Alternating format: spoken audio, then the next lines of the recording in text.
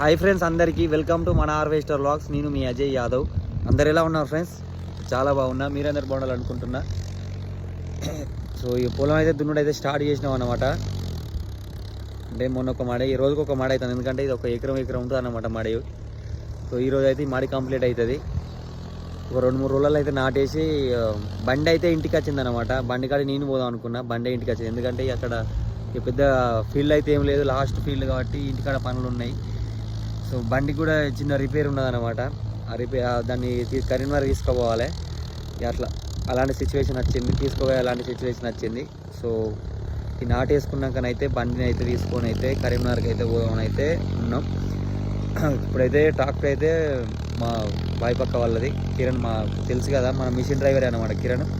So ఆ బ్రోనే దింతాండు. ఇప్పుడు నేనైతే ఒక 4-5 డేస్లో అయితే ఈ నాట అయితే కంప్లీట్ చేసుకొని బండి అయితే